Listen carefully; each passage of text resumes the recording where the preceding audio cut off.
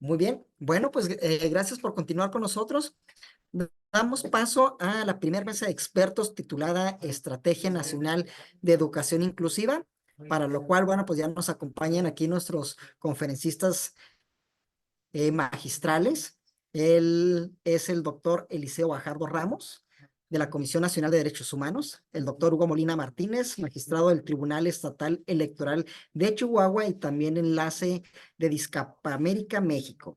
También el maestro Enrique Q. González, subsecretario de Educación Superior de la Secretaría de Educación Pública en México, y el maestro Servando Gutiérrez Ramírez, de la Red Nacional de Educación Superior por la Inclusión de Anuyes, y también de la Universidad Autónoma Metropolitana Unidad Iztacalpa, México. Entonces, si ya estamos todos conectados, bien, si pueden ir prendiendo sus cámaras.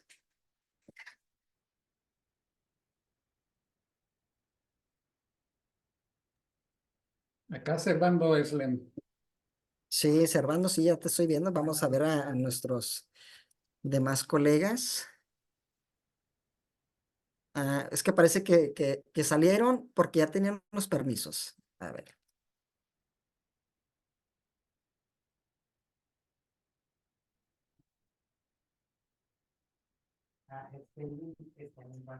Bien, listo. Yo creo que ya están entrando aquí.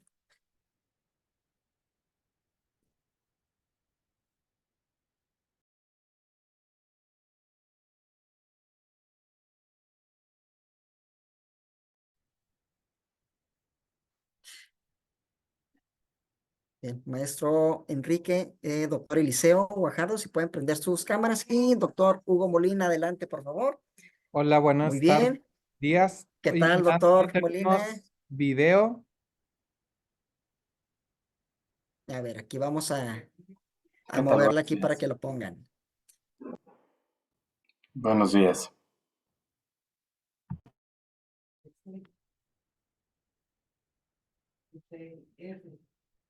Muy bien. Y doctor Eliseo, muy bien. Ya nada más, doctor Hugo Molina todavía sigue con problemas de video.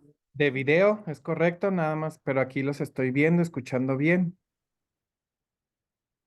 Muy bien. Bueno, en lo que lo resolvemos, listo, aquí estás, doctor. Bienvenido. Listo, gracias. Muy bien. Bueno, pues muchas gracias a todos y todas por acompañarnos el día de hoy en los inicios de este primer día de actividades de la tercera edición del Congreso Internacional en Educación Inclusiva. Les damos la más cordial de las bienvenidas a este primer panel que hemos denominado nosotros panel de expertos con el título Estrategia Nacional de Educación Inclusiva. Muchas gracias por acompañarnos. Y bueno, pues me permito presentar a nuestro primer experto del día de hoy. Él es el doctor Eliseo Guajardo Ramos. Él es director ejecutivo del Mecanismo Independiente de Monitoreo Nacional de la Convención sobre los Derechos de las Personas con Discapacidad de la Comisión Nacional de los Derechos Humanos en México. Fue director de la Unidad para la Inclusión Educativa y Atención a la Diversidad de la Universidad Autónoma del Estado de Morelos de 2018 a 2023.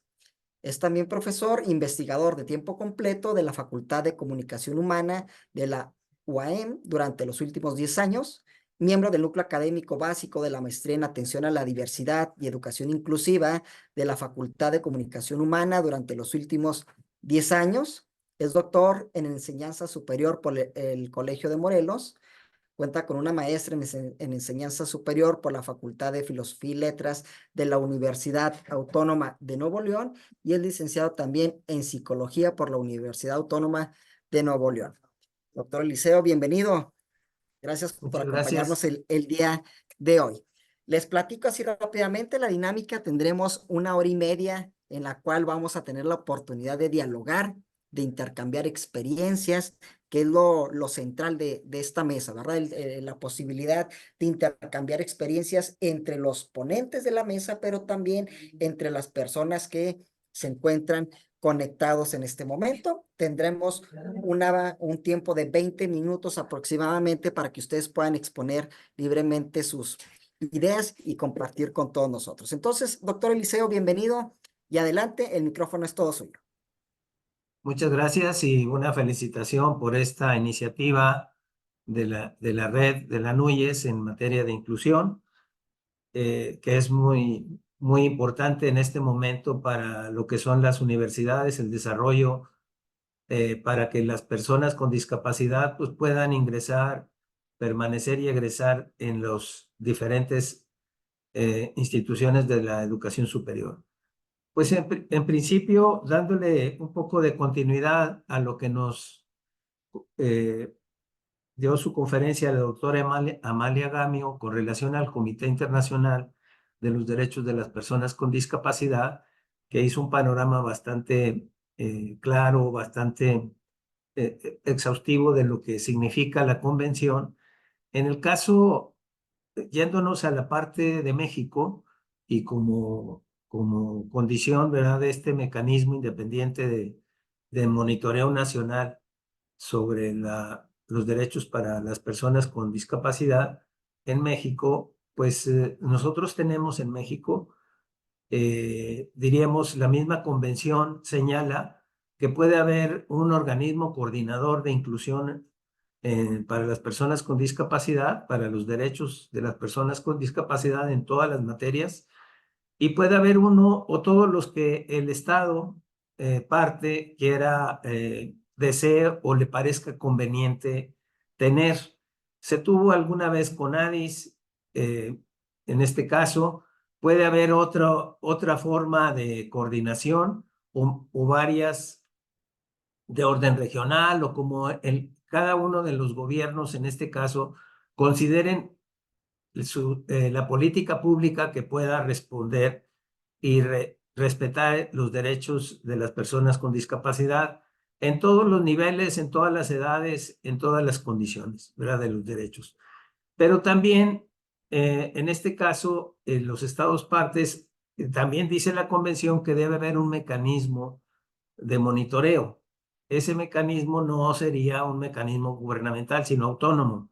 En este caso, pues tenemos el monitoreo que está en la Comisión Nacional de Derechos Humanos, el mecanismo independiente que me corresponde estar en este momento como director ejecutivo, pero cada uno de los estados en nuestro país tiene mecanismos también para ese monitoreo, o sea que hay un mecanismo nacional y 32 mecanismos por entidad federativa, incluyendo la Ciudad de México como parte de una entidad más en nuestro país. O sea, tenemos 32 mecanismos en este caso y el mecanismo nacional. Los mecanismos estatales no dependen, o de las entidades no dependen del mecanismo nacional, son también mecanismos autónomos porque pertenecen a una jurisdicción autónoma como son las entidades de los estados en este caso. Entonces, ahí hay una red de mecanismos que deben de estar trabajando para promover, para supervisar y para proteger los derechos de las personas con discapacidad.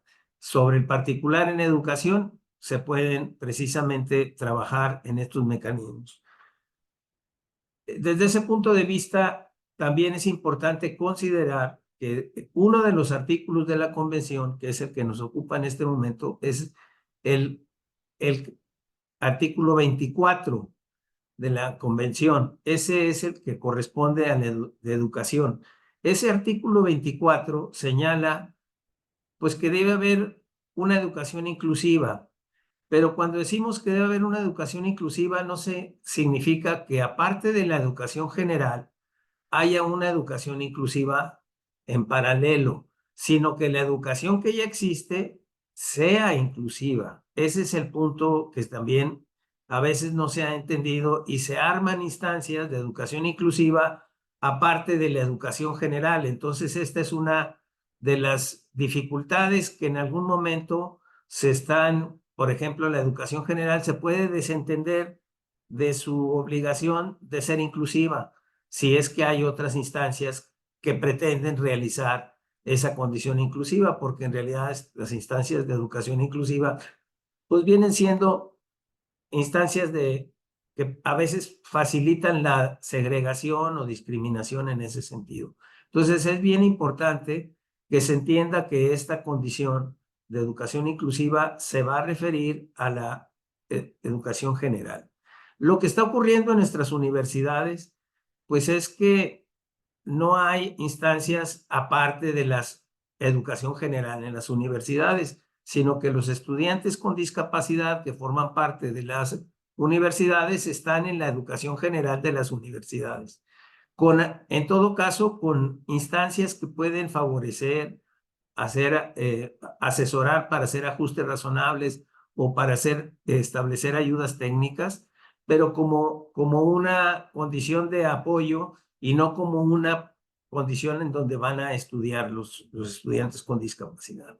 Creo que la educación superior está siendo un ejemplo que podría bajar hacia los demás niveles para que así como se está realizando en la educación universitaria, en la educación superior, que no abre un sistema paralelo, sino que recibe y se desarrollan sus estudios junto con los demás estudiantes, haciendo los ajustes correspondientes. Eso es más cercano a lo que dice la convención que la otra condición en paralelo que también ya nos advertía la doctora Gamio en ese sentido. Otro de los aspectos que me parece muy importante tener en cuenta es que nosotros entendamos qué es lo que vamos a entender por personas con discapacidad y que cuando comparemos alguna información o algunos datos, pues estemos hablando de lo mismo en ese sentido. Entonces, sobre ese particular, la convención señala que el concepto de discapacidad, pues es en principio un concepto social, más que un concepto orgánico, y que ese concepto evoluciona, no siempre la definición en un momento va a permanecer de esa forma, sino que puede estar evolucionando sobre el particular. Y que no confundamos lo que es la deficiencia orgánica con la discapacidad, porque la deficiencia orgánica sobre este particular, pues bueno, a veces es, como son deficiencias permanentes, el grado de oportunidad de participación que tenga la persona con deficiencias orgánicas, si tiene dificultades de participación, genera una mayor discapacidad. Si tiene más participación, pues se relativiza su condición de discapacidad. Lo que hace la discapacidad es esa vinculación entre la condición de sus limitaciones orgánicas en relación a las limitaciones de participación social. Entonces, de tal suerte que con mayor participación, pues se relativiza su discapacidad y puede participar en casi todos los eventos que se tienen de exigencias en las universidades. A veces decimos, tiene doble discapacidad y es un error porque no hay doble discapacidad si la persona es una sola.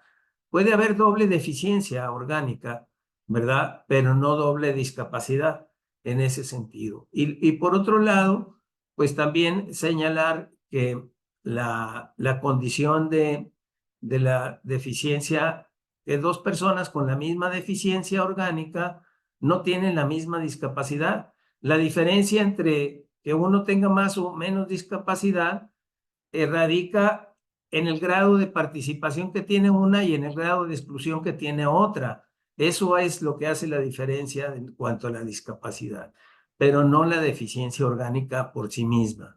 Y esto, bueno, viene claramente definido así en la convención y es importante tenerlo en cuenta.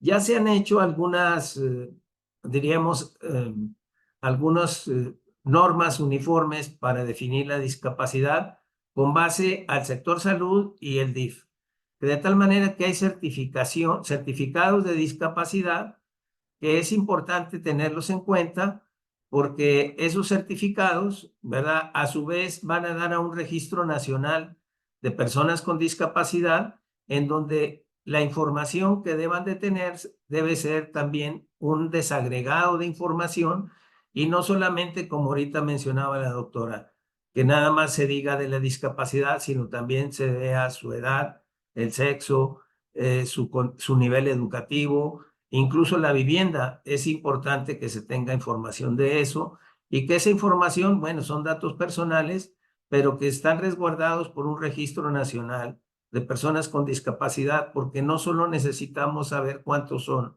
sino dónde están y cómo se encuentran, porque la transversalidad de las necesidades de las personas con discapacidad debe ser atendida y es muy importante. La discapacidad sola, sin información adicional, es una abstracción, es simplemente un número que no señala nada de la persona, simplemente señala un rasgo que no es el rasgo que caracteriza a cualquier persona que tiene diferentes condiciones. Entonces, sobre ese particular es importante tener en cuenta eso. Hay redes ya de las universidades, como la Red Nacional de Instituciones Inclusivas, ¿verdad? Que tiene ya más de 2 años, que son cerca de 10 universidades, entre otras la Universidad Autónoma de Chihuahua, por cierto, y que se han estado intercambiando información. Ahí sabemos a veces algunas cuestiones como que algunas universidades dicen no aceptan todas las discapacidades porque dicen que no tienen las condiciones para todas. Entre ellas, pues que no tienen intérpretes de lengua de señas, entonces no pueden aceptar a estudiantes sordos, o que no aceptan, por ejemplo, la discapacidad intelectual porque suponen que no pueden desarrollarse las personas con discapacidad intelectual a un nivel superior. Y bueno, yo quiero comentar que este viernes que pasó se tituló la ya licenciada Margarita Porras, una persona en licenciatura en ejecución musical en la Autónoma del Estado de Morelos, una persona que tiene ceguera y síndrome de Down y cumplió todos los requisitos, presentó su examen profesional y pasó y tiene ya una licenciatura. ¿Qué es lo que sucede? Que al principio pues sí había grandes temores de la directora de la facultad, recuerdo bien de eso, que decía, ¿cómo le vamos a dar un título de licenciatura a una persona con síndrome de Down? Pues se va a desprestigiar la facultad. Ahora que ya ha terminado sus estudios, que ha concluido con éxito, pues es a la inversa, ¿verdad? Que esa facultad tiene el prestigio de tener una egresada con discapacidad en estas condiciones y que ya es una profesional cumpliendo todas estas condiciones. Entonces, sí hay necesitamos tener la información de todas las universidades y qué condiciones y qué estamos entendiendo por esta condición de discapacidad y que podamos registrar de forma homologada para que podamos también hacer algunos aspectos comparativos en relación a eso. Yo aquí me quedaría con esta información, esta primera participación, a reserva de lo que en un momento más dialoguemos o que ampliemos algunas de las condiciones que hemos señalado. Pero sí quiero enfatizar que están los mecanismos por entidad federativa, que son un referente, y que estos mecanismos tienen cada uno un comité técnico consultivo en donde forman parte personas expertas, pero también personas con discapacidad, que era lo que aquí se mencionaba, para no hacer nada que no se tenga que consultar a las personas con discapacidad. Entonces, creo que hay que aprovechar más estos mecanismos, sobre todo que las universidades en los estados tienen su mecanismo en los estados. Identificarlos, vincularse y trabajar en conjunto. Muchas gracias. Bien, doctor Eliseo, muchas gracias por esta primera intervención. Bueno, ya las preguntas también ya empiezan a formularse. Igualmente los saludos y los agradecimientos a los ponentes. Muy bien, pasamos ahora a la participación del maestro Enrique Q. González. Él es responsable de las acciones de internacionalización solidaria desde la Coordinación de Movilidad y Cooperación Académica de Educación Superior y coordina el grupo de trabajo para la implementación de la Estrategia de Educación Inclusiva de la Secretaría de Educación Pública en México. Es maestro en Administración Pública por la Universidad de Columbia en Nueva York, diplomado en Ciencias Políticas por el Instituto de Estudios Políticos de París y licenciado en Relaciones Internacionales por el Tecnológico de Monterrey. Se ha desempeñado como coordinador de asuntos internacionales del gobierno de Campeche y asesor de la Comisión de Relaciones Exteriores en el Senado de la República. Colaboró también en la conformación de protocolos de derechos humanos en procesos de búsqueda de personas desaparecidas en la oficina de la Comisión Nacional de Seguridad, en la Comisión Nacional de los Derechos Humanos.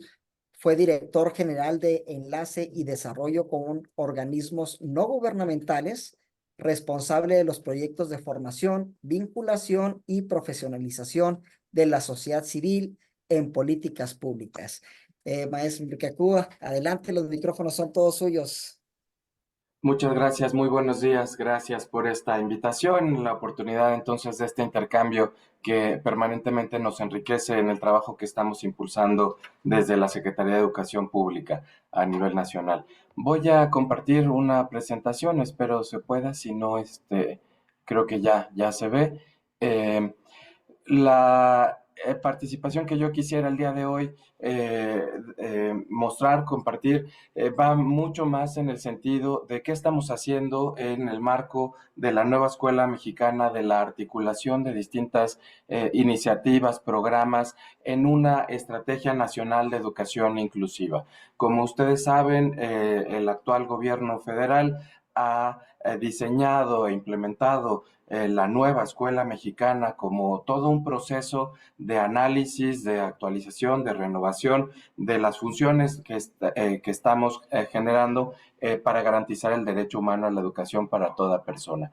Y en ese sentido partimos entonces de análisis varios, no solamente a nivel nacional, sino sobre todo con un enfoque territorial, de identificar retos muy grandes que impactan al sistema educativo nacional en el sentido de poder transformar sistémicamente todos aquellos sistemas sociales que reproducen la exclusión, la discriminación, la falta de atención a poblaciones específicas y sobre todo que impactan en la reproducción de esos mecanismos de discriminación dentro de las escuelas y ya en el desarrollo individual fuera de esos entornos educativos. Se trata entonces de también analizar que en gran medida los problemas que hemos enfrentado en los sistemas educativos es porque nos enfocamos demasiado en las competencias laborales, en estas miradas de capacitación, de asistencialismo, inclusive medicalistas cuando hablamos de personas con discapacidad, solamente para poder atender a las necesidades económicas y que el conocimiento sirva para eso. Se deja de lado entonces por muchos de los enfoques que se han estado impulsando la formación integral, el desarrollo humano y la posibilidad entonces de una convivencia sana que nos esté desarrollando habilidades, competencias, prácticas, culturas que nos lleven hacia la inclusión. Es en ese contexto donde la intención de poder construir una escuela para todas y para todos tiene que enfocarse en esas transformaciones socioculturales sistémicas que ya mencionaba hace un rato en su conferencia la doctora Amalia Gamino y que nos estén llevando a generar marcos normativos, pero sobre todo propuestas de construcción de una escuela en donde tenemos cabida toda persona con una amplia participación de las y de los estudiantes al centro de la toma de decisiones. Eso no quiere decir desde el escritorio tenerles en cuenta, es justamente dar vida a este llamado que la Convención para las personas con discapacidad nos recalca de no tomar ninguna decisión, nada sobre nosotros y nosotros. En ese sentido, el gobierno federal ha impulsado una estrategia que busca llevarnos a una revolución de las conciencias que esté basado entonces en un enfoque humanista de dignidad de toda persona y de reconocimiento de nuestras diversidades.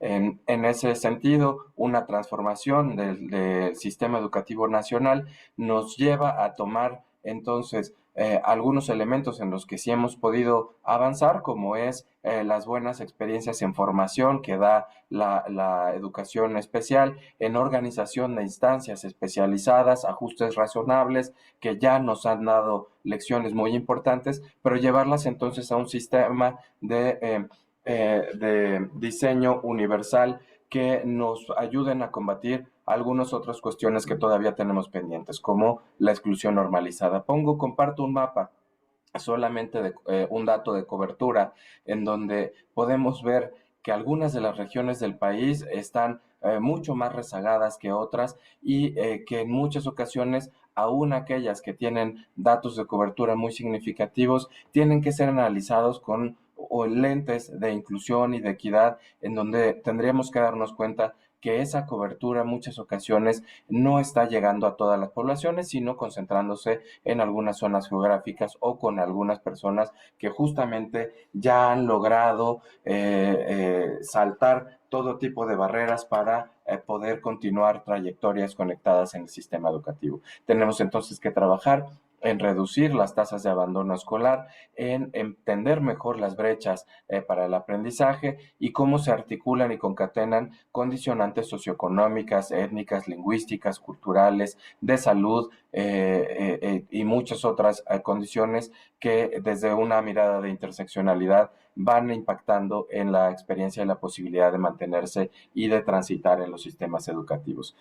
También se trata entonces de cuestionar y de reformular aquellos servicios educativos que hemos generado desde el nivel central, pero también en los estados, con una lógica que permitió la segregación y no los ajustes razonables. Entonces, como decía ya el doctor Guajardo, detonar una educación en donde toda la oferta educativa sea por naturaleza universal, incluyente, equitativa, que son criterios que ahora se han destacado en el marco normativo. Es trabajar entonces en la convicción de que el sistema educativo en su conjunto es un espacio de posible transformación social y de combate a la pobreza intergeneracional.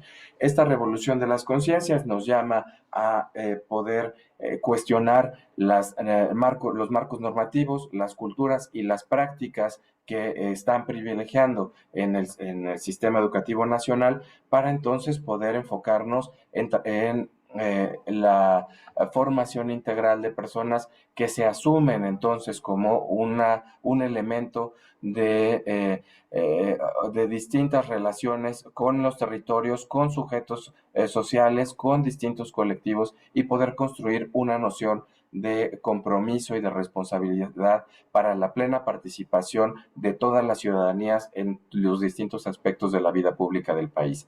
Es entonces que toda persona que es parte del sistema educativo, entonces los estudiantes, pero los docentes, personal administrativo, personal de apoyo, esté completamente comprometido con el respeto a la Constitución, a la justicia desde un enfoque de justicia social y de no asistencialismo, sino de pleno desarrollo y goce de todos los derechos para todas las personas.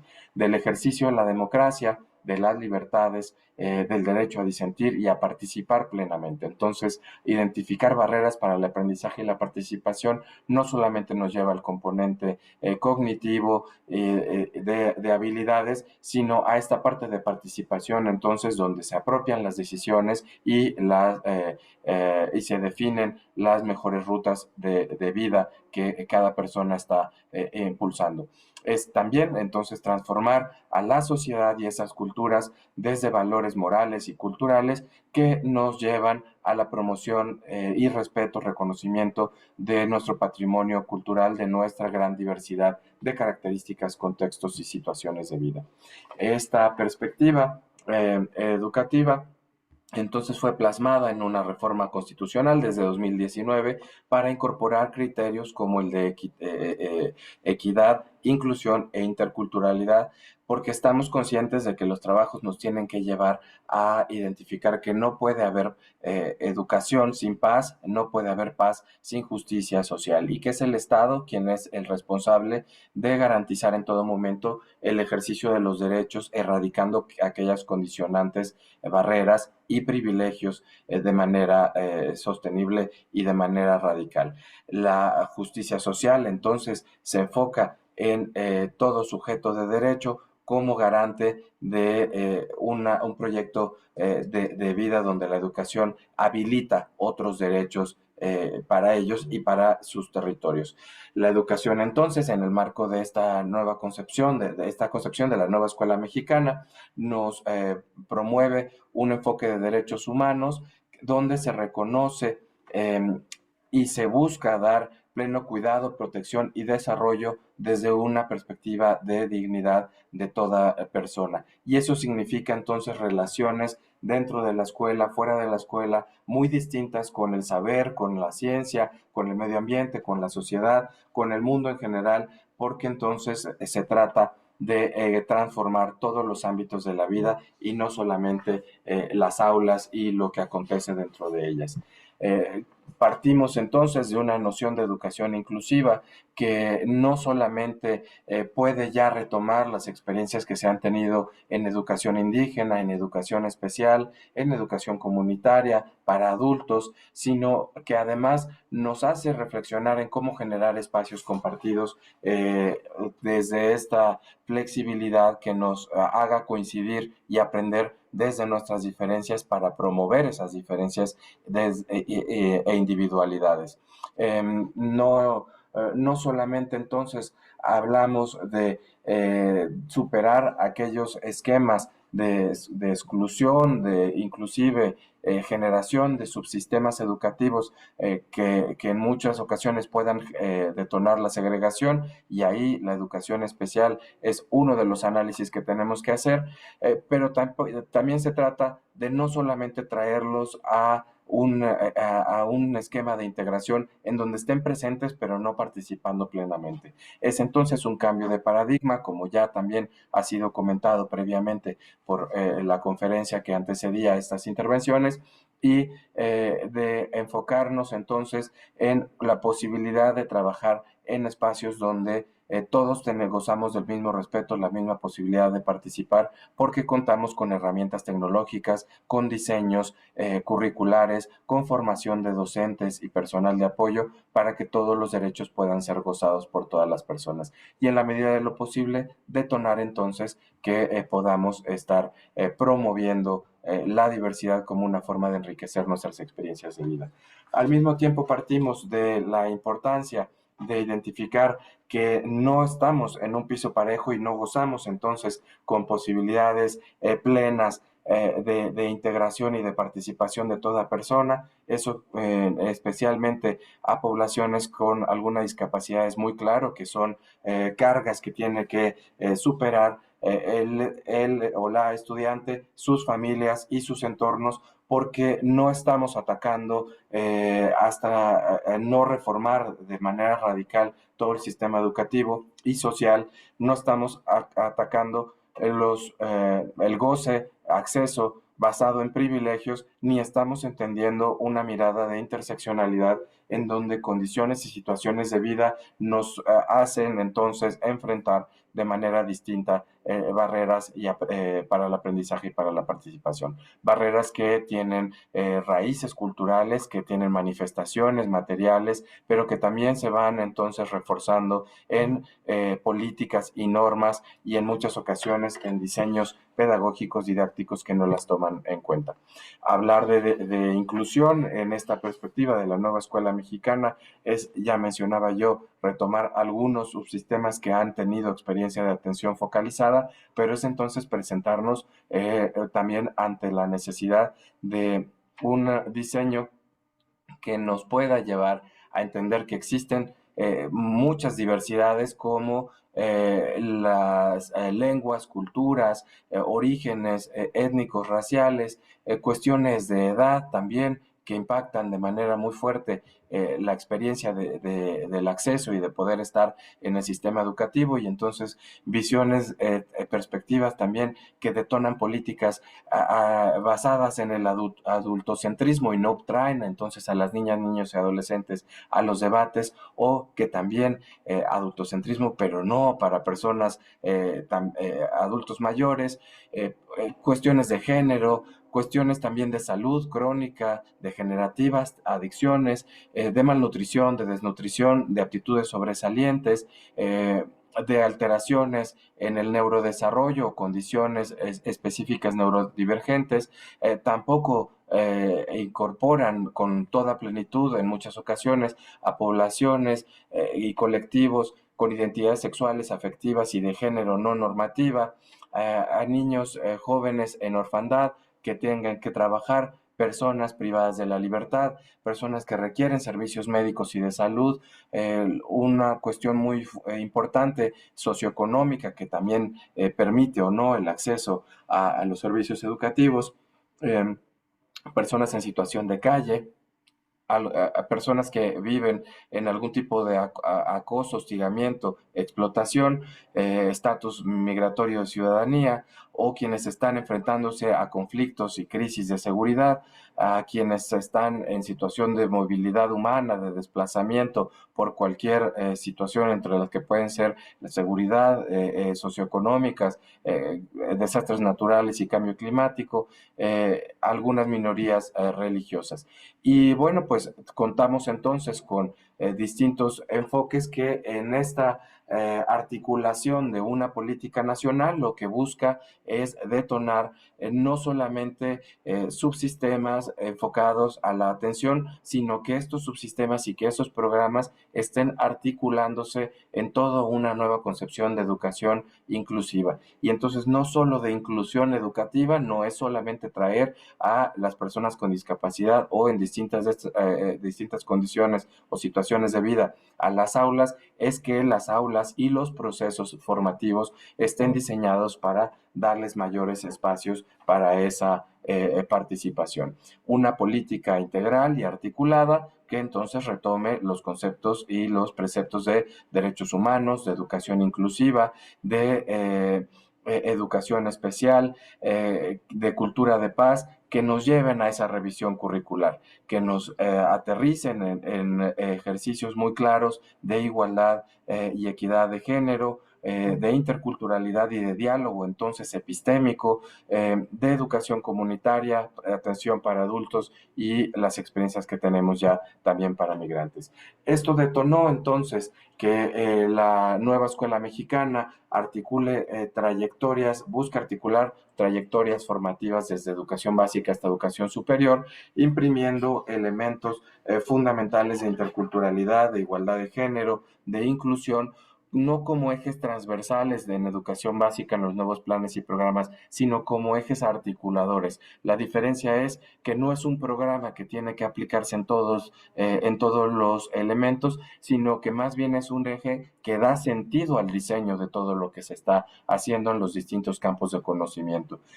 Busca articularse entonces, una vez superada la educación básica, llevarlo a un acceso también inclusivo en educación media superior, en donde la nueva propuesta del marco curricular común está impulsando un trabajo muy profundo de valores humanos, de humanismo, de responsabilidad social, de bienestar afectivo, de cuidado e integridad física y corporal. Y están impactando entonces en educación superior en la transformación de un sistema educativo que busca entonces organizar de mejor manera el vínculo de las distintas instituciones de educación superior en espacios de toma de decisiones compartidas donde las y los estudiantes, donde los docentes son parte entonces de mecanismos como la toma de decisiones y planeación en el Consejo Nacional de la Coordinación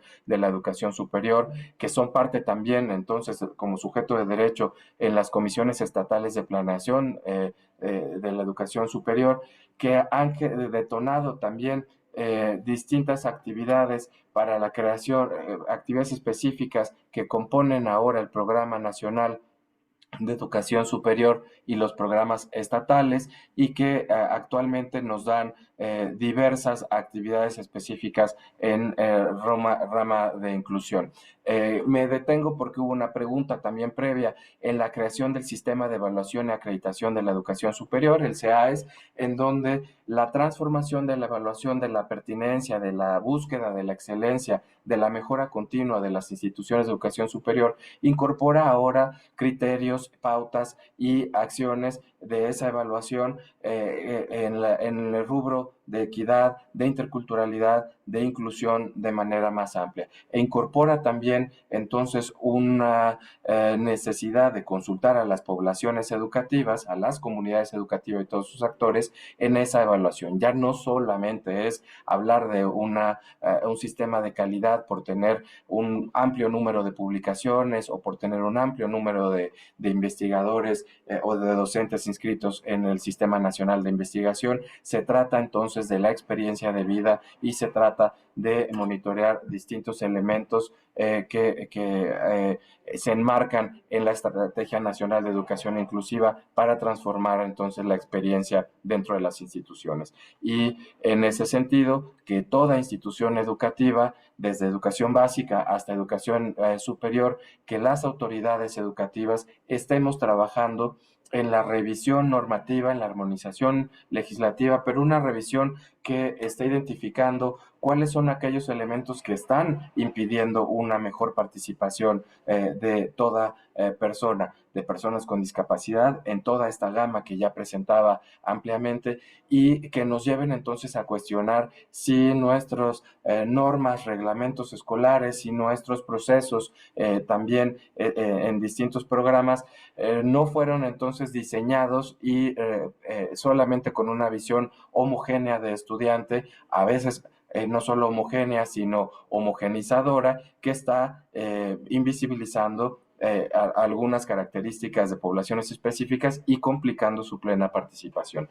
Es entonces lo que ha detonado el desarrollo de nuevos modelos educativos con el diseño desde educación básica de un nuevo plan y programas educativos y que estamos ante el reto de que sea el mismo enfoque que nos esté llevando a reformular nuestros modelos de atención y nuestra oferta educativa en educación media superior y superior.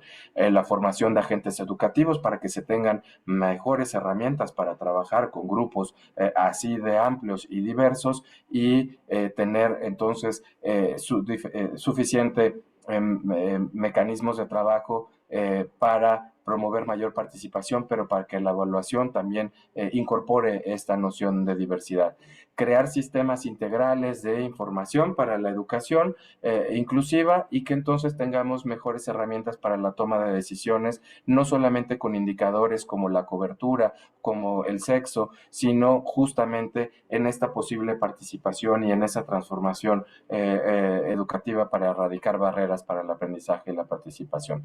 Crear y transformar centros educativos accesibles para el aprendizaje y la participación habla de infraestructura, pero es también invertir en herramientas tecnológicas desde esta noción de diseño universal. No se benefician solamente las personas que tienen una discapacidad a lo mejor temporal o adquirida, se beneficia toda una población que está aprendiendo a trabajar y a comunicarse a partir de ese diseño universal y que cuando salgan de las instituciones educativas deben de buscar y promover en todo su actuar profesional que esa experiencia se viva en la vida productiva, social, en el día a día. Y finalmente la comunicación y vinculación para la acción interseccional de actores que somos corresponsables y que tenemos que entendernos entonces como elementos que se suman para poder generar esas transformaciones. Algunos avances quisiera compartir, un informe que estamos elaborando ahora con motivo de cierre de administración, donde ya estamos identificando que en esos rubros hay acciones importantes en las instituciones educativas. Sin embargo, identificamos que es poco todavía lo que se está haciendo en cuanto a revisión de marcos normativos. La mayor parte se ha concentrado en desarrollar y transformar los modelos educativos y en la formación de docentes y de personal de apoyo. Sin embargo, tenemos todavía que reforzar la creación de estos sistemas de información, de la adaptación de los sistemas educativos para que sean más accesibles y en la colaboración interinstitucional.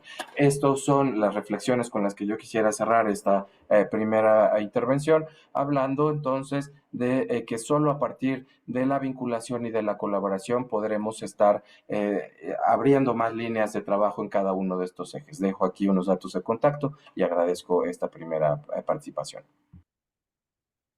Muy bien, maestro Enrique Q, muchas gracias por su intervención. Les recordamos, bueno, que las preguntas y los comentarios, bueno, pueden formularlos en el apartado de preguntas de la aplicación de Zoom. Y bueno, vayan preparando todas esas inquietudes que puedan tener a partir de las intervenciones de nuestros ponentes. Muy bien, ahora damos paso a la participación de nuestro siguiente panelista. Él es el doctor Hugo Molina Martínez y él es licenciado en Derecho por la Facultad de Derecho de la Universidad Autónoma de Chihuahua. Es maestro en Administración Pública por la Facultad de Contaduría y Administración de la misma Universidad Autónoma de Chihuahua, titulado y distinguido con mención honorífica. Es doctor en Derecho por el Instituto Internacional del Derecho y del Estado. Enlace en México de la Red Discapamérica de la Universidad Castilla-La Mancha. Se ha desempeñado como asesor técnico en el área jurídica de la Secretaría de Desarrollo Municipal del Estado de Chihuahua, así como en la Secretaría General de Gobierno. Fue subdirector y subcoordinador de normatividad y proyectos especiales en el municipio de Chihuahua. Fungió como asesor en el Instituto Estatal Electoral de Chihuahua y fue secretario de Extensión y Difusión de la Facultad de Derecho de la Universidad Autónoma de Chihuahua. En el área docente, se desempeña como profesor en la Facultad de Derecho de esta misma universidad, donde imparte la asignatura de Derecho Administrativo. Además, ha sido catedrático en diversos posgrados, así como asesor en distintos trabajos de tesis. Actualmente es magistrado electoral en el Tribunal Estatal Electoral de Chihuahua, designado por el Senado de la República desde 2020 a la fecha. Está a cargo de la editorial de la revista Quid Juris del Tribunal Estatal Electoral de Chihuahua. Doctor Hugo Molina, bienvenido y adelante. Hola, muy buenos días a todas las personas que nos escuchan, que nos ven a través de las diversas redes sociales. Un saludo desde Chihuahua. Para los que nos ven en otras latitudes, platicarles que Chihuahua es un estado en el norte de México que colinda con Estados Unidos. Les platico que nuestra geografía es inmensa. Nuestro estado abarcaría todo lo que es Inglaterra. Imagínense nada más la geografía que ocupa. Y estamos muy contentos porque desde Chihuahua estamos haciendo un esfuerzo muy importante, ya que hemos pensado que a través de la academia nosotros podemos realizar diversas acciones tendientes a proteger, a cuidar, a garantizar el derecho de las personas con discapacidad. Y déjenme, y si me permiten, compartirles una presentación respecto a el tema de Discapamérica. La Universidad Castilla-La Mancha implementó un tema que se llama Derecho de las Personas con Discapacidad. Y entonces, en una amalgama entre España y México, nosotros logramos establecer un mecanismo en donde confluyera la academia a través de instituciones de educación superior. También hemos invitado al empresariado, hemos invitado también a las organizaciones de la sociedad civil y al sector gubernamental.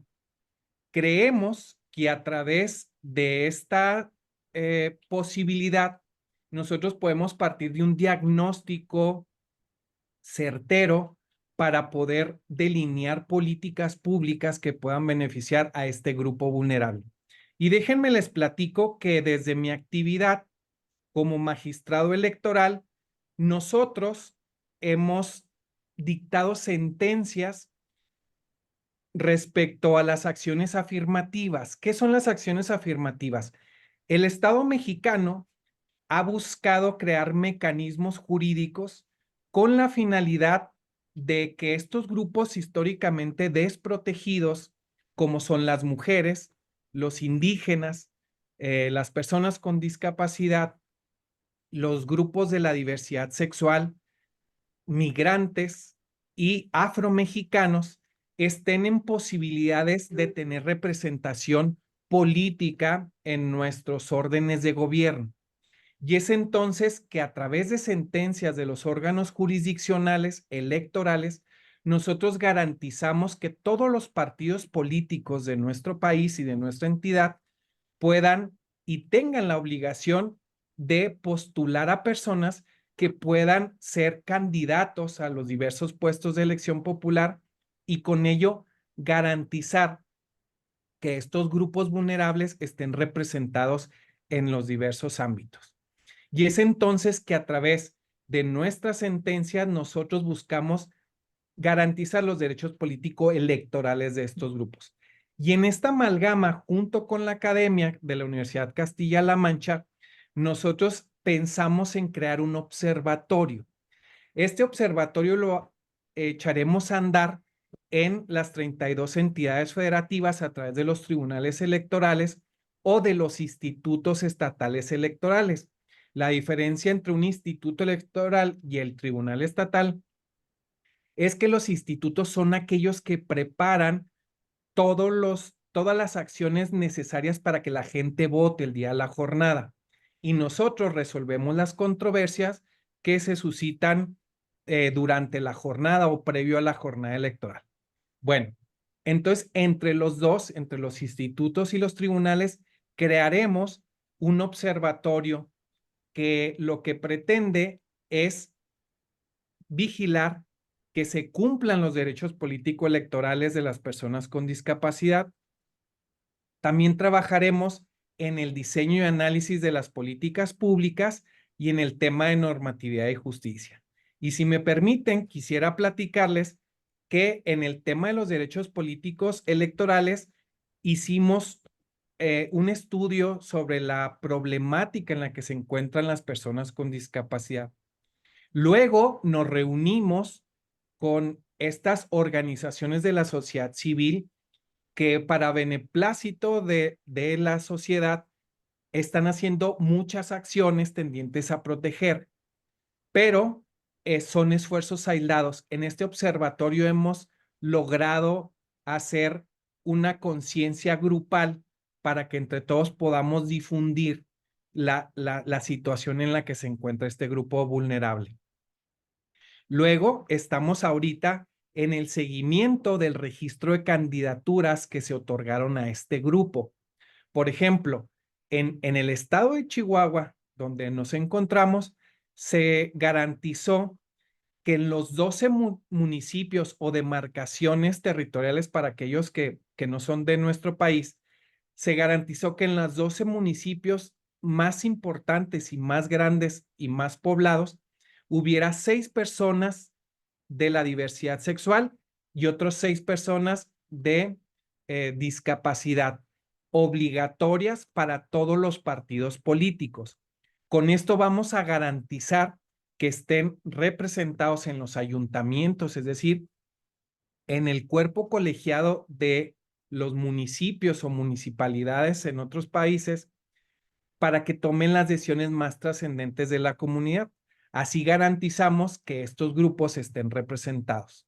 Luego entraremos a una fase del análisis de las propuestas de estas personas para ver si tienen una agenda de discapacidad y nosotros poder hacer un análisis desde el punto de vista académico, científico, con una metodología establecida. Y aquí es bien importante la interacción que dé la academia y el punto de vista científico y riguroso, metodológico, sistemático, para que la academia funja como elemento técnico en la toma de decisiones políticas. Y entonces, una vez que ya salgan los candidatos ganadores, tendremos un encuentro para darles a conocer qué es lo que entre los empresarios, el sector educativo, el sector gubernamental, necesitamos que ellos empujen desde la parte política, desde la parte de los congresos, para poder apoyar a este grupo. Luego haremos en el observatorio un análisis de las políticas públicas existentes.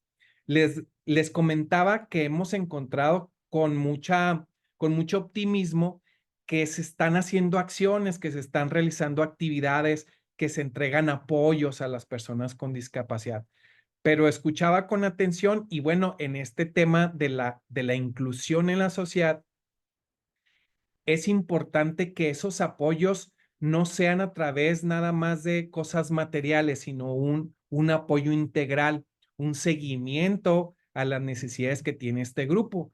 Y entonces, sistematizando esta información, nosotros podremos ofrecer a todas las personas que tengan alguna discapacidad una gama, todo un programa de acciones a los que puedan acceder, de apoyos a los que ellos tienen derecho, y así darles la información necesaria para la mejor toma de decisiones. Haremos un análisis de las fortalezas, de las oportunidades que hay en las políticas, programas y acciones para personas con discapacidad, y trataremos de darle un seguimiento en el diseño e implementación. Es importantísimo el tema de la normatividad y la justicia, y entonces hemos hecho ya estudios de derecho comparado nacional e internacional a través del apoyo que nos brinda la Universidad Castilla-La Mancha sobre todo este contexto de los cuales ustedes ya han hablado, de las convenciones, de los tratados internacionales. Haremos una compilación de la normatividad en nuestro país, y aquí tenemos una aspiración: darle un asesoramiento y acompañamiento en casos jurídicos en las que se vean implicadas personas con discapacidad y que así requieran el apoyo. Les platico, por ejemplo, que la Facultad de Derecho, la Escuela de Leyes, pues, de nuestro país, en este caso de Chihuahua, pone a disposición, a través de este observatorio y de este enlace con la academia, un bufet jurídico gratuito para aquellas personas de escasos recursos que requieran la asesoría, el acompañamiento. La facultad les brindará ese apoyo, esa asesoría, y haremos una sinergia porque son alumnos de un determinado semestre de la escuela que también aprenderán sobre personas con discapacidad y aprenderán sobre lo que será su actividad profesional, obviamente asesorados, apoyados por maestros de la misma escuela, haciendo una sinergia positiva para poder apoyar a estas personas. Y bueno, una vez que se detecten qué son las áreas de oportunidad, tendremos que hacer la armonización y la adecuación del marco jurídico respecto al tema. ¿A qué aspiramos? ¿A qué soñamos con esta red que queremos echar a andar en nuestro país a través de la asesoría que nos brinda Discapamérica? Bueno, ¿qué queremos? Que cuando una persona con discapacidad o padres de familia que tengan hijos, hijas con discapacidad, encuentren en este observatorio alguien que les va a dar asesoría y acompañamiento, que les puedan brindar información sobre los derechos, sobre las políticas públicas, acciones, programas gubernamentales a los cuales puedan acceder. Aspiramos a que si alguien llega a este observatorio y nos dice, tengo una situación con un hijo que acaba de tener una discapacidad permanente, nosotros desde ahí poder darle acompañamiento, asesoría psicológica. Fíjense que con mucho agrado les comparto que, por ejemplo, el Colegio de Psicólogos nos dice, oigan, yo le entro al tema y puedo brindar esa atención para que las personas que entran en una situación de discapacidad puedan tener el complemento.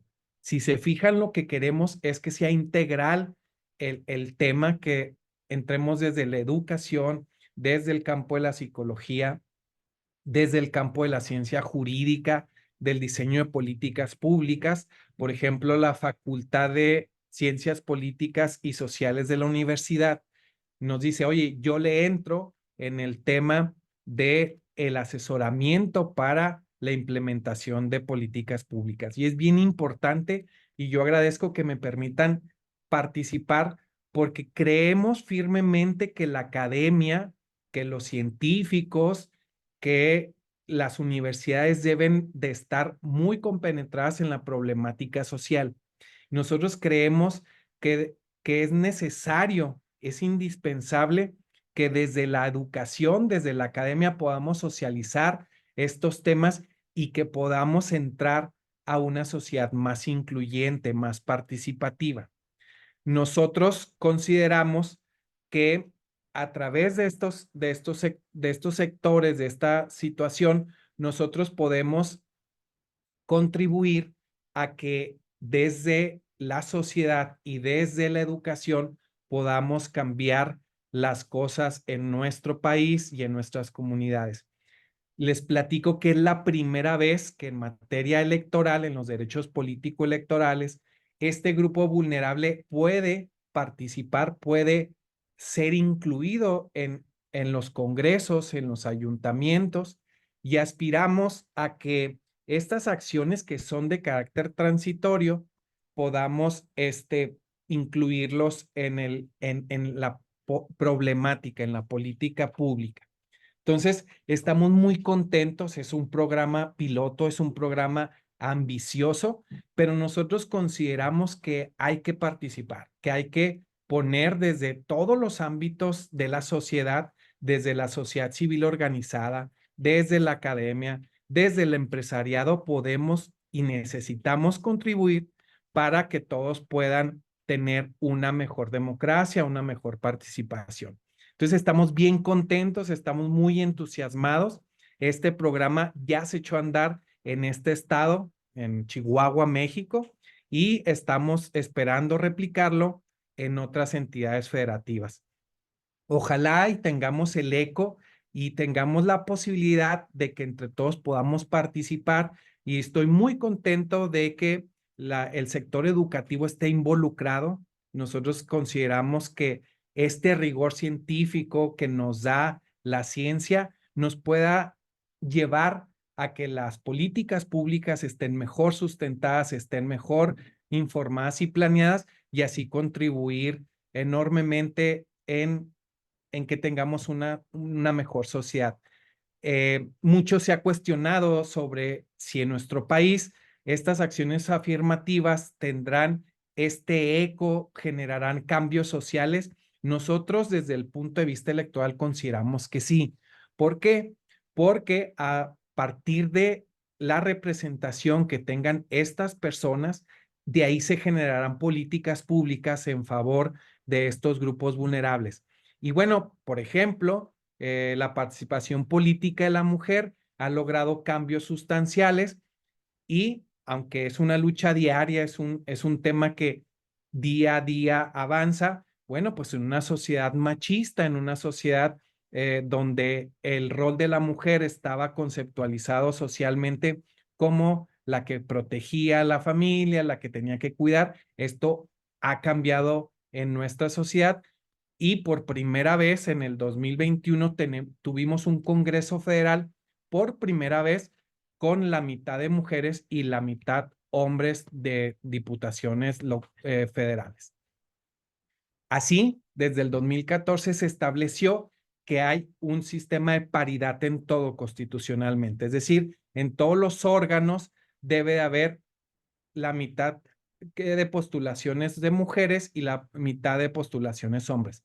Así pensamos que también llegará el momento en que las personas con discapacidad, entre los grupos de la diversidad sexual o indígenas, estén representados en los órganos de gobierno. ¿Y saben qué? Debemos de aspirar a que nuestra sociedad no nos importe y no nos interese su preferencia sexual, su origen étnico, si es mujer o es hombre. Debemos de aspirar a tener una sociedad incluyente, inclusiva, en donde lo que nos debe de interesar es la esencia de la persona. Entonces estamos muy contentos.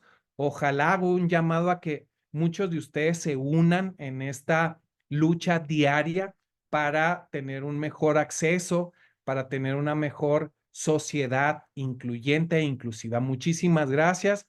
Les abrazo fuerte desde Chihuahua y esperemos encontrarnos en otros foros, en otras oportunidades, y ojalá los que estén en México podamos hacer sinergia para integrar estos observatorios. Muchísimas gracias a todos. Muy bien, muchas gracias, doctor Hugo Molina, gracias por esta intervención. Bueno, nada más recordarles que seguimos recibiendo aquí sus preguntas, las cuales estamos revisando y estaremos integrando para formularlas al final de la intervención de nuestros participantes. Damos paso ahora a la participación del maestro Servando Gutiérrez Ramírez. colega y amigo, Servando, bienvenido. Él es profesor investigador de tiempo completo del Departamento de Sociología de la Universidad Iztapalapa, de la Universidad Autónoma Metropolitana. De junio del 23 a la fecha, es nombrado el primer coordinador y fundador de la Red Nacional de Educación Superior de la NUYES. De abril a octubre del 2023 es invitado a participar y colaborar en el Seminario Permanente sobre la Estrategia Nacional de Educación Inclusiva en México.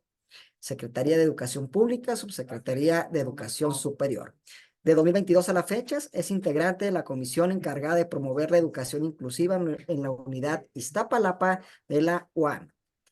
En 2022, él fue asesor de la comisión encargada de emitir las políticas transversales de inclusión, equidad, accesibilidad y no discriminación, a efecto de construir espacios universitarios inclusivos, equitativos y accesibles en donde se evite la discriminación de las personas en condición de discapacidad o exclusión, que forman parte de la comunidad universitaria de la UAM.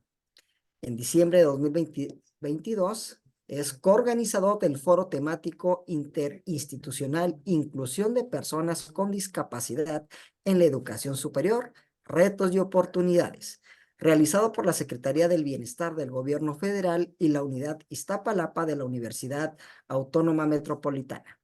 Habilitación académica como candidato a doctor en Sociología por la Facultad de Ciencias Políticas y Sociales de la Universidad Nacional Autónoma de México, la UNAM. Es integrante del área de investigación de Sociología de la Cultura, con líneas de investigación en estudios de población y sociodemográficos, género, sexualidad y salud reproductiva y cultura. También forma parte también del Departamento de Sociología, División de Ciencias Sociales y Humanidades de la Universidad Autónoma Metropolitana de la Unidad Iztapalapa. Servando, pues bienvenido de nueva cuenta. Gracias por acompañarnos en esta mesa. Y bueno, pues adelante, los micrófonos son tuyos. Muchísimas gracias, estimado Eslem. Y mira qué buena oportunidad tengo después de escuchar tanto a Amalia Gamio, a Eliseo, a Enrique, a Hugo, porque ello me va a dar pauta para lo que les voy a presentar. Si me permiten compartir pantalla. Sí, adelante, Servando. Creo que ya están viendo ahí la presentación. Sí, correcto. Bueno, y les decía que el haber escuchado tanto a Amalia como a Eliseo, Enrique y ahora a Hugo, me va a permitir a mí platicarles rápidamente cuáles son las acciones y actividades interinstitucionales que se requieren para hacer frente a los retos y desafíos de la inclusión y la educación inclusiva en los entornos escolares. Como bien decía, Eslem, te agradezco. Yo soy profesor investigador de la Unidad Iztapalapa de la Universidad Autónoma Metropolitana y también soy actualmente el coordinador de la Red Nacional de Educación Superior por la Inclusión de la NUYES, por sus siglas conocida como RENADESI ANUYES. Entonces, para irme rápidamente con esta presentación y tener chance de conversar con nuestros asistentes, quiero iniciar señalando algo que creo yo que es muy importante y que puedo pensar está incluso en los comentarios de los colegas que me antecedieron. Me gustaría señalar este principio y postulado fundamental sobre la inclusión y la educación inclusiva en esos entornos escolares, en eso que yo he denominado el círculo virtuoso del binomio inclusión, educación inclusiva, cultura de paz, como bien mencionaba Enrique Q hace unos momentos. Es decir, no podemos hablar de inclusión si de repente no hablamos también de no discriminación. No podemos hablar de inclusión, no discriminación, si no nos referimos a la equidad y a la accesibilidad. Y tampoco podemos hablar de inclusión, no discriminación, equidad y accesibilidad si no hablamos de derechos humanos. Y todavía más, no podemos hablar de inclusión, no discriminación, equidad y accesibilidad, derechos humanos, si no hablamos de educación inclusiva o cultura de paz. ¿Y cómo se cierra este circuito para hablar de ese círculo virtuoso? Es que no podemos hablar de educación inclusiva si no hablamos de derechos humanos, no podemos hablar de educación inclusiva, derechos humanos, si no hablamos de equidad y accesibilidad, y no podemos hablar de educación inclusiva, derechos humanos, equidad, accesibilidad, si no también hacemos referencia a la no discriminación y por lo tanto al gran asunto del tema de la inclusión. Estoy convencido que teniendo este círculo virtuoso de manera muy permanente en la mente de todos y cada uno de nosotros, podemos avanzar hacia una cultura de educación superior incluyente. Pero para lograr eso, ¿qué es lo que estamos viendo para poder entender qué es la inclusión y la educación inclusiva en un contexto mundial, regional y local como el nuestro? Primero que nada, habrá que hablar de la importancia de la inclusión en el ámbito educativo para poder caer después en lo que es la educación inclusiva propiamente dicha. Y me gustaría partir de este primer señalamiento. Ustedes seguramente conocen esta frase que dice: todos los seres humanos nacen libres e iguales en dignidad y derechos. Esto es la Declaración Universal de los Derechos Humanos, que fue formulada en 1948 por la Organización de las Naciones Unidas. Pero, sin embargo, hay que señalar que, lamentablemente, a 76 años de dicha declaración, aún existen millones, pero millones de personas cuyos derechos humanos se encuentran seriamente limitados o totalmente negados. Es decir, actualmente, aquellos directamente involucrados, como ya se ha dicho, indígenas, afrodescendientes, personas de la diversidad sexual y genérica, personas con algún tipo de discapacidad, personas de la tercera edad, entre otros, ya no se resignan a ser meros objetos de políticas sociales y de educación asistencialistas y de cuidados. Es decir, dichos sectores de la población, comúnmente considerados minorías sociales, enfrentan barreras de acceso y participación, sean sociales, culturales, materiales o de acceso físico. Pero a partir de un contexto como el señalado, ¿qué entendemos por inclusión? La inclusión es un proceso de comprensión y respuesta a la heterogeneidad existente en una sociedad y concierne a la identificación y reducción o eliminación de barreras que ponen obstáculos a la participación. Es decir, la inclusión es esa manera, es esa forma de aprender a vivir, aprender y trabajar, colaborar juntos, a compartir las oportunidades y los bienes sociales disponibles en la sociedad en la que se vive.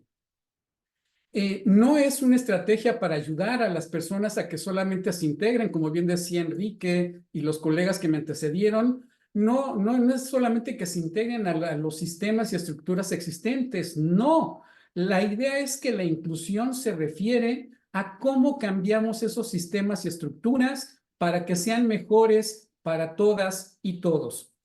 Esto es, desde una perspectiva como la que estoy señalando en este momento, la inclusión es y tiene que ver más con la respuesta apropiada a todos los aspectos de lo heterogéneo, de lo diverso dentro de la institucionalidad, donde todas las personas son un elemento por demás importante. Y con este marco de la inclusión en general, ¿cómo podemos pensar a la educación inclusiva? La inclusión y su relación con los grupos denominados minorías o vulnerables son temas, como ya también se ha dicho, son temas interseccionales y transversales que atraviesan a todas las sociedades y a las instituciones de educación en general y de las de educación superior en lo particular, requiriendo la creación de culturas, políticas y prácticas de inclusión a todo nivel.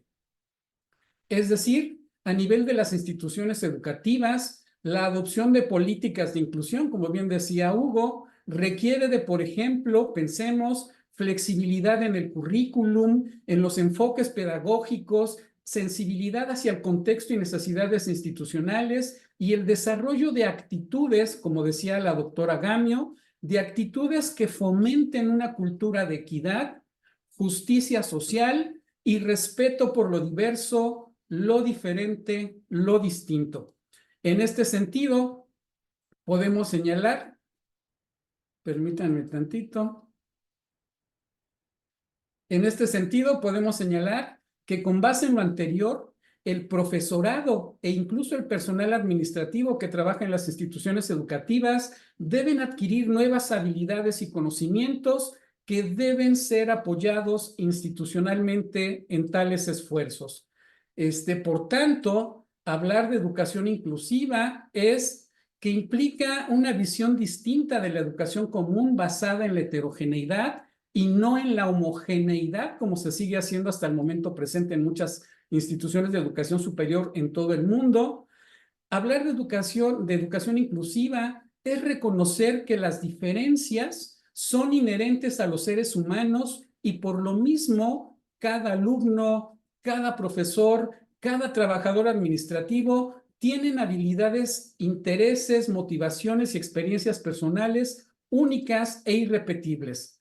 Desde un enfoque como el citado, el énfasis está puesto en desarrollar una educación que valore y respete las diferencias, viéndolas como una oportunidad para optimizar el desarrollo personal y social que enriquezca los procesos de enseñanza-aprendizaje en una institución educativa que se precie de ser moderna y de vanguardia. Y en este sentido, ¿qué se requiere como acciones y actividades académicas interinstitucionales sobre educación inclusiva? Indudablemente que el grupo de trabajo colaborativo, inter y multidisciplinario es fundamental. Y en este sentido, permítanme, antes de caer a lo que es la conformación de la Red Nacional de Educación Superior por la Inclusión de la NUYES, cómo se empezó a trabajar, por ejemplo, en estos grupos de trabajo que en el caso nuestro se denominó Inclusión Social Educativa, que forma parte de lo que se conoce como el CRAM ANUYES, que en su nombre completo es el Consejo Regional del Área Metropolitana, también de la NUYES, y que está conformada por colegas de la UAM, la UNAM, la Universidad de Chihuahua, la Universidad Iberoamericana, la Universidad Anáhuac y redes nacionales como RIDES México en su momento.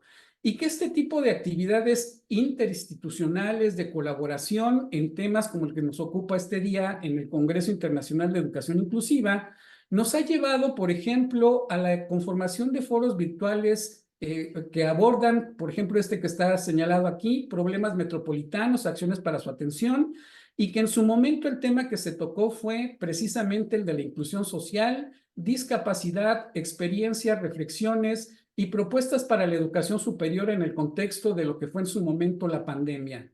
Y esto derivó en el libro que ustedes están viendo del lado derecho de su pantalla, y que la relevancia de este libro, más que la publicación como tal, es la participación de gente de nuestra región latinoamericana, con temas muy importantes que, bueno, no me voy a detener en señalar lo que está en ese índice, pero sí quiero enfatizar, por ejemplo, que esta publicación fue la primera que se publicó desde la NUYES en los llamados formatos accesibles. ¿Qué es esto? Que esta publicación se editó en braille, como ustedes pueden ver. Ese librito pequeñito que les mostré hace unos momentos se convirtió en 5 volúmenes en sistema braille, y que además del braille también está en una publicación electrónica, en audio, y todo esto con base al Tratado de Marrakech, que habla sobre la propiedad intelectual y al cual México se encuentra adscrito desde hace muchos años. Ahí están, digamos, otro ejemplo de los formatos accesibles de lo que les estoy hablando, y como bien decía Hugo, es lo que estamos haciendo desde las universidades y de todas las instituciones de educación superior nacionales e incluso internacionales. Pero este tipo de trabajo colaborativo, como bien decía, nos llevaron también a esta idea de proponer la creación de una Red Nacional de Educación Superior por la Inclusión, que afortunadamente fue cobijada por el Consejo Nacional de la Asociación Nacional de Universidades e Instituciones de Educación Superior, la NUYES, y como pueden ver en las siguientes líneas, ustedes están mirando ahí la misión, la visión, el objetivo general de una red nacional como la que estoy hablando en estos momentos, para señalar que el 9 de junio del año pasado, 2023, en las instalaciones de la Universidad de Colima, se llevó a cabo la 62ª Asamblea General de la NUYES, y entre los diversos temas abordados nacieron y surgieron 2 redes muy importantes, creo yo. Una, la Red Nacional para la Paz, y la segunda, que tengo el honor de coordinar en estos momentos, la Red Nacional de Educación Superior por la Inclusión de la NUYES, decía por sus siglas RENADESI ANUYES. Pero ¿qué más actividades estamos desarrollando ya desde hace poco menos de un año que estamos funcionando como red nacional? Ustedes pueden ver aquí en esta lámina, aparte de estar haciendo una comunicación directa con las instituciones de educación superior, tanto públicas como privadas en nuestro país, también estamos generando esta vinculación con, por ejemplo, redes internacionales, como la Red Interuniversitaria Latinoamericana y del Caribe sobre Discapacidad y Derechos Humanos, conocida como Red LAT, y estamos proponiendo una futura colaboración con esta instancia de la UNESCO, el Instituto Internacional para la Educación Superior en América Latina y el Caribe. Y aquí rápidamente nada más es mostrarles este convenio que se está estableciendo con la UNESCO para la región de América Latina y el Caribe, donde los temas de la inclusión, la educación inclusiva, los grupos de atención prioritaria, como se les denomina a los grupos que hemos mencionado en estos momentos acá, se está haciendo de alguna manera una realidad. Y en Brasilia, apenas hace unas semanas atrás, se llevó la reunión de seguimiento de la Conferencia Regional de Educación Superior, que convocó a muchos especialistas para abordar la problemática de la educación superior en la atención de los llamados grupos de atención prioritaria que hemos mencionado. Aquí rápidamente un servidor y otra colega asesora de la Renadesia Núñez participamos de manera muy activa en esa conferencia. ¿Y por qué lo estoy rescatando y señalando en este momento? Porque en esa conferencia, y creo que coincidiremos muchos de los que están aquí presentes, en cuáles son los retos y desafíos de la inclusión y la educación inclusiva, no solamente en México, ni tampoco, digamos, en solo la región latinoamericana y del Caribe, sino para otras latitudes del mundo, es lo siguiente: pensar la educación superior como parte del sistema en América Latina, para el caso concreto de nuestra región latinoamericana, pensar la educación superior, la diversidad cultural y la interculturalidad en los países de nuestra región, ubicar la educación superior, la internalización y la integración en América Latina y el Caribe. ¿Cuál es el rol de la educación superior de cara a los desafíos sociales de América Latina y el Caribe? ¿Cómo participa la investigación científica y tecnológica y la innovación como motores del desarrollo humano y social y económico? ¿Cómo ubicar el papel estratégico de la educación superior en el desarrollo sostenible de regiones como la nuestra? ¿Cuál es el papel y la importancia de la formación docente y las condiciones de trabajo y de vida de los actores principales en la educación superior, profesores, personal administrativo y, por supuesto, el alumnado al cual nos debemos en las instituciones de educación superior? ¿Cuál ha sido y cuál sigue siendo el impacto del COVID en la educación superior? La importancia de la inclusión, la diversidad y el papel de la mujer en la educación superior, que también es un tema prioritario, lo que tiene que ver con la financiación y la gobernanza en la educación superior, los temas que tienen que ver con la autonomía de las instituciones de educación superior y cuáles pueden ser los futuros de la educación superior, repito, no solamente en el continente al que nos estamos adscritos la gran mayoría de los que estamos aquí presentes, sino también aquellas latitudes europeas, asiáticas, es decir, en todo el mundo. Aquí están los grandes retos y es donde hay que trabajar. Pero a manera de corolario, ¿qué puedo decirles de la experiencia que yo conozco de viva voz? ¿Cuáles son las acciones sobre inclusión y educación inclusiva que se están haciendo en la Universidad Autónoma Metropolitana, que es donde yo colaboro de manera directa? Rápidamente les puedo decir que en la Universidad Autónoma Metropolitana, desde hace ya 2 años, se elaboraron y se aprobaron las políticas transversales de inclusión, equidad, accesibilidad y no discriminación, y que fueron aprobadas en noviembre del año 2022, y que, como bien se menciona aquí en esta parte de la lámina de su lado derecho, la idea es elaborar y presentar y aprobar políticas transversales, inclusión, equidad, accesibilidad y no discriminación, con la idea de construir espacios universitarios inclusivos, equitativos, accesibles, en donde se evite la discriminación de las personas en condiciones de discapacidad o exclusión que forman parte de la comunidad universitaria de esta institución pública como es la UAM.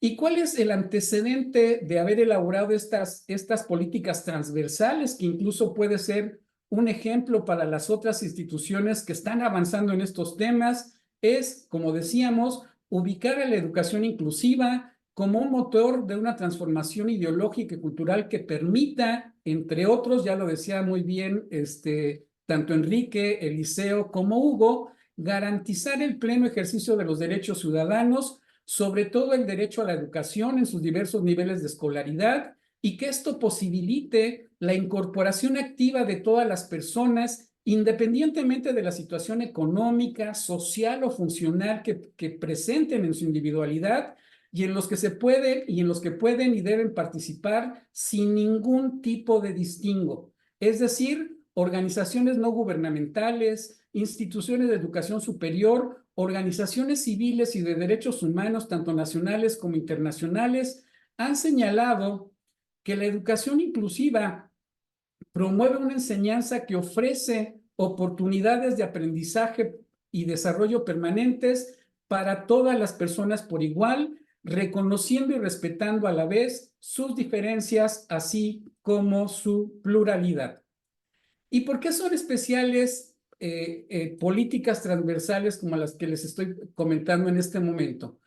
Primero que nada, porque nos permite ubicar que podemos hablar de políticas que ubican el enfoque de derechos humanos y de igualdad sustantiva, el respeto al principio de inclusión, derechos humanos y de cultura de paz, que se basa en una perspectiva de juventudes y de género, así como de interculturalidad, con especial atención a los pueblos y comunidades indígenas, a las personas afromexicanas, a las personas con algún tipo de discapacidad, como ya decíamos, a los grupos en situación de vulnerabilidad y el trato digno y respetuoso a las personas de la diversidad sexual, por ejemplo. Aquí este es rápidamente lo que contienen estas políticas de inclusión de la Autónoma Metropolitana. Tampoco me detendré en comentar mucho sobre ellas, porque lo que quiero finalmente señalar con estas últimas láminas que estoy presentando ahora es que estas políticas transversales están basadas en el marco normativo mexicano en la materia, por ejemplo, el artículo 1 de la Constitución Política que nos rige en nuestro país, que señala el combate y eliminación de las diversas formas de desigualdad, discriminación y exclusión que obstaculizan el ejercicio de los derechos de las personas. Y estas políticas transversales están fundamentadas también en la Ley Federal para prevenir y eliminar la discriminación, la Ley General de Educación Superior, los tratados internacionales y las convenciones que hablan sobre estas temáticas y lo que hay que hacer. Y finalmente, para cerrar esta presentación rápidamente, podemos concluir con lo que les he mencionado, que en materia de inclusión y educación inclusiva se requiere de una mirada inter y multidisciplinaria para avanzar en la construcción de una comunidad en la que prevalezca el respeto, el reconocimiento y el derecho a las diferencias, y que se asegure la inclusión de todas las personas con el objeto de prevenir y atender cualquier acto o práctica que atente contra su dignidad y las coloque en una situación de vulnerabilidad. Con políticas transversales como las que les he presentado, lo que se pone en marcha es, por ejemplo, este proyecto de transformación universitaria en favor de una vida académica digna y de calidad para todas y todos, y que conlleva la participación de los integrantes de comunidades universitarias como los de la UAM. Y no me queda más que señalar que recuperando esta idea del círculo virtuoso del binomio, inclusión, educación inclusiva, cultura de paz, podremos forjar esa cultura tan requerida para lograr la inclusión de todas y todas. Y para terminar, quiero señalar esto que me gusta también ponerlo en las participaciones que he tenido sobre esta temática. Ustedes aquí tienen una frase del señor Martin Luther King Jr., que en su momento señaló y que podemos retrotraerlo para el tema que estamos comentando acá, lo que tenemos que hacer en materia de inclusión y educación inclusiva. Y decía el señor Luther King, la cobardía pregunta, ¿es seguro? La conveniencia pregunta, ¿es político? La vanidad pregunta, ¿es popular? Pero llega la conciencia que pregunta, ¿es correcto? Y llega el momento en el que uno debe tomar una posición que no es ni segura, ni política, ni popular. Pero hay que tomar decisiones de inclusión, educación inclusiva, porque eso es lo correcto que tenemos que hacer. Con esto yo agradezco su atención y pues nos ponemos a su disposición por si hay algún comentario al respecto. Los medios de contacto con un servidor los están viendo en esta pantalla. Y finalmente, pues bueno, las referencias y los créditos por las fotografías que fueron presentadas en esta presentación. Muchas gracias por su atención y quedamos a su atención. Gracias, maestro Servando. Bueno, pues hay muchas preguntas, entre ellas, ¿cómo pueden formar parte de la red, maestro Servando? ¿Cómo pueden obtener el libro que hizo mención usted? ¿Cómo pueden formar parte de este observatorio que mencionaba el doctor Hugo Molina, cuando mencionaba que en el caso de México, bueno, pues la intención es instalarlo en las diferentes entidades de México. Y bueno, el tiempo siempre es nuestro peor enemigo. Sin embargo, a mí sí me gustaría formularles una pregunta a raíz de todas las preguntas que han ido formulando aquí en el grupo. Y sería, ahorita nosotros tuvimos la oportunidad de conocer una gran variedad de estrategias que se han implementado. Sin embargo, muchas veces desconocemos nosotros de esta gran cantidad de trabajo que se viene formulando, principalmente en la educación básica, desde los niveles iniciales, y incluso en el nivel superior. Desconocemos de esta gran cantidad de trabajo que se viene realizando. Por lo tanto, ¿cómo conocer estas estrategias que se vienen haciendo? ¿Cómo conocerlas? ¿En dónde consultarlas? ¿Cómo verificar que se estén implementando? ¿Qué acciones o qué seguimientos se están llevando a cabo a estas distintas estrategias que se implementan? Quien guste participar o quien guste tomar la palabra. Pues rápidamente, por la pregunta que hiciste a un servidor, mi estimado Eslen, para obtener el libro que se mencionó en mi presentación, ustedes nos pueden marcar al medio de contacto renadesianuyes@gmail.com o servandogr@gmail.com, y ahí les podemos decir cómo pueden adquirir este libro, que es un libro que, también hay que decirlo, no tiene fines de lucro, es un libro que se puede dar de manera gratuita para quien así lo solicite en formato electrónico. ¿Cómo se pueden pertenecer a la red? También llamando a esos medios de contacto que se presentaron y se mencionaron. Con todo gusto les decimos cuáles son los requerimientos para poder formar parte de esta Red Nacional de Educación Superior por la Inclusión de la NUYES, y con todo gusto ahí les respondemos. Y finalmente, para responder rápidamente la pregunta que nos señalas a los participantes, mi estimado Erslen, yo creo que también Enrique, Liceo y Hugo coincidirán. Necesitamos estar haciendo esas sinergias de colaboración. Yo no dudo que podamos hacer en Chihuahua ciertas cosas, en Morelos, en la Ciudad de México o en cualquier parte del mundo, si de repente no estamos comunicándonos lo que estamos haciendo con la idea de no repetir cosas.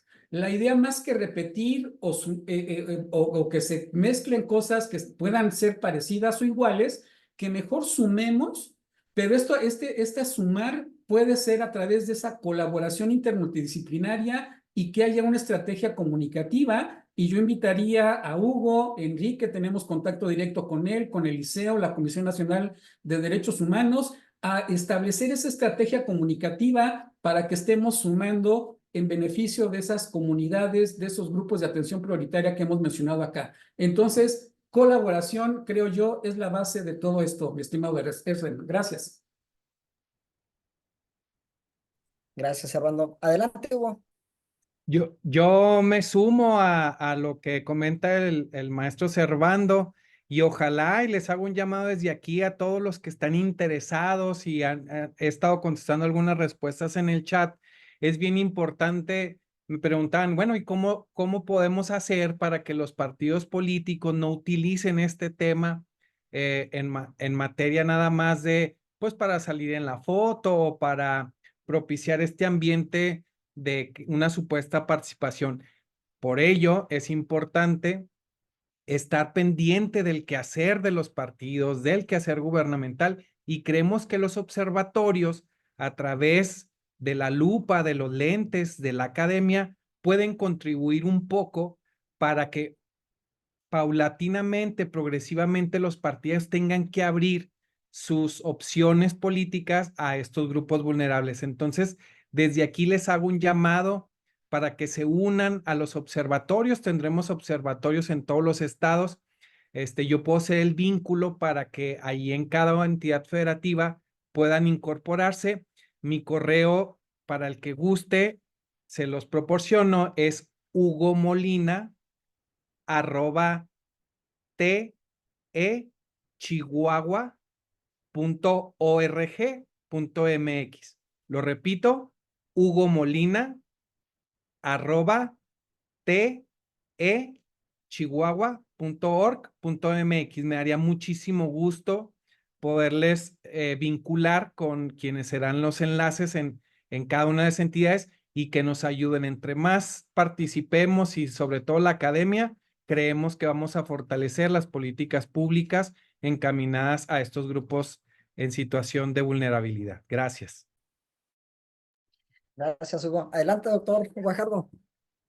Sumando un poco a lo que ya se ha dicho, es bien importante que toda la comunicación, como bien lo hizo hace un momento el doctor Servando, que la comunicación sea en formatos accesibles, porque pues no nos vamos a comunicar solo entre nosotros, sino tenemos que incorporar la participación de personas con discapacidad. Entonces, que estén en formatos accesibles esta comunicación es fundamental. Fíjense un detalle, y aquí un poco comentando con el doctor Enrique Q, los libros de texto gratuito tan controvertidos están en línea, pero están en imagen, no están en digital.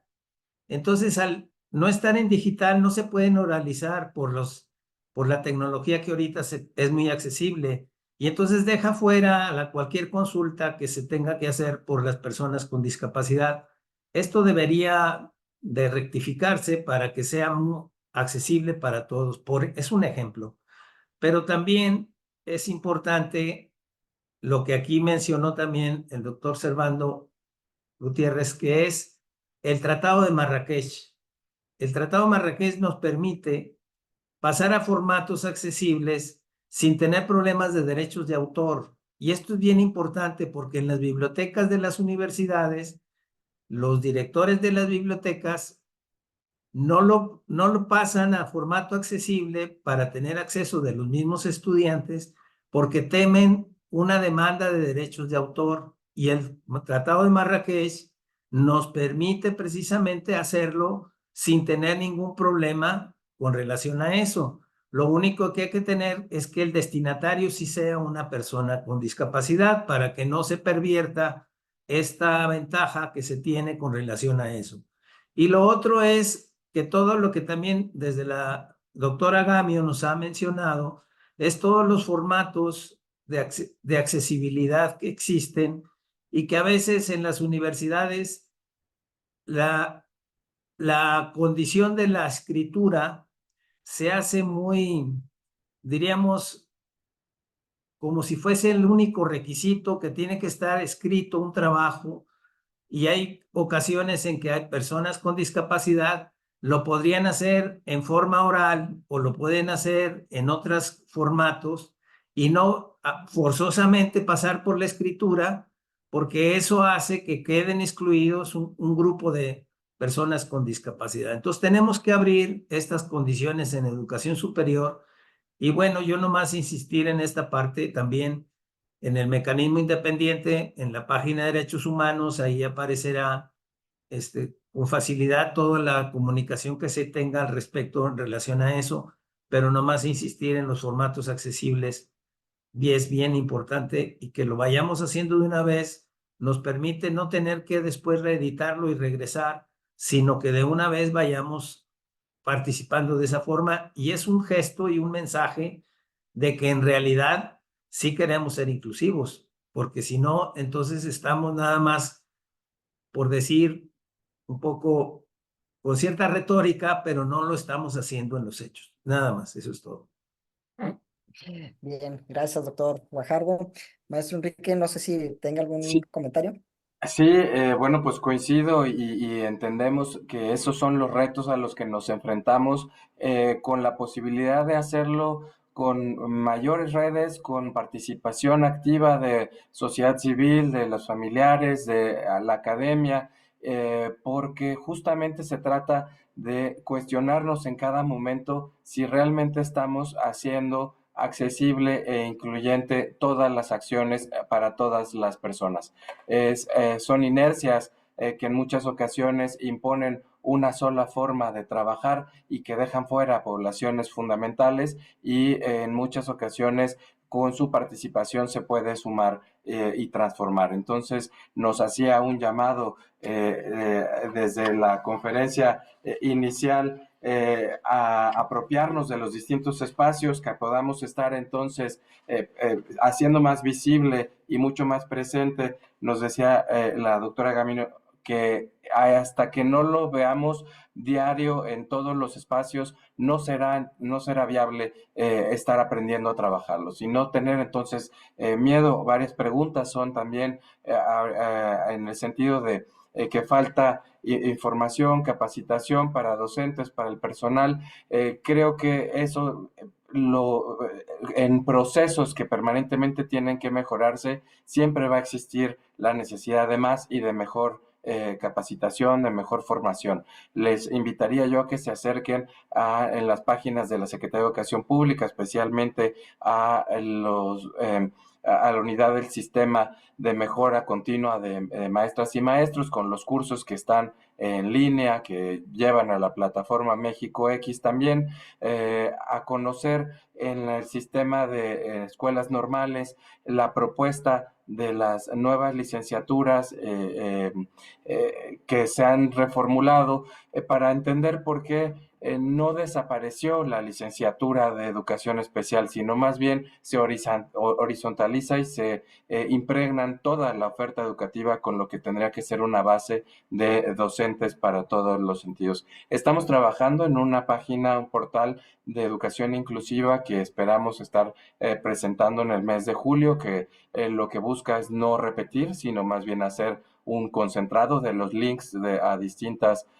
instancias y estos materiales. No nos interesará, por supuesto, que ahí nos puedan enriquecer también con muchas de las discusiones que en este y otros espacios con muchos materiales se puedan llevar, porque entre otras cosas habla de estos cursos que se estarán impartiendo y reforzando. Nos refiere también al Seminario Permanente de Educación Inclusiva que ya hemos llevado por 4 años consecutivos, que ahora en septiembre volveremos a tener una edición, pero que tiene también los links y las referencias a bibliotecas de otras instancias, la Comisión Nacional de Derechos Humanos, la UNESCO, CONAPRED y algunas otras áreas académicas, entre las cuales la RENADESI también hemos buscado que vean en estos espacios mayor posibilidad de difundir y de dar promoción a los trabajos que se están haciendo. No nos interesará mucho que nos puedan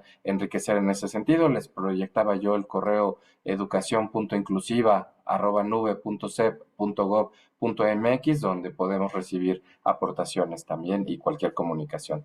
Muchísimas gracias. Muy bien, muchas gracias, maestro Enrique Q. Bueno, pues desafortunadamente el tiempo no nos permite continuar con esta serie de preguntas que todavía se siguen formulando. Y bueno, tenemos que hacer una pausa aquí para trasladarnos a las mesas de ponencias, no sin antes agradecer la presencia y participación del doctor Hugo Molina, del doctor Eliseo Guajardo, del maestro Servando Gutiérrez y del maestro Enrique Q. Gracias por acompañarnos el día de hoy. Y antes de desconectarnos, me gustaría hacer el comentario a todas las personas que permanecen en la sesión, que estaremos cerrando la sesión de Zoom, y en el programa que ya se ha enviado previamente se encuentran las ligas de manera individual para las distintas mesas de ponencias que ya iniciaron hace 10 minutos. También comentarles que cuando ingresen a las sesiones para las conferencias magistrales y las diferentes actividades, deben hacerlo con su nombre completo, ¿sí? Porque a partir de esto es como se realizarán las constancias. Entonces, nada más para que tomen en cuenta ese pequeño detalle. Muy bien, bueno, sin más, agradecemos también a Lina Denise Contreras, gracias por apoyarnos con la interpretación. Muchas gracias por este gran trabajo que haces con nosotros. Muy bien, entonces, todos y todas, muchas gracias y nos vemos en las mesas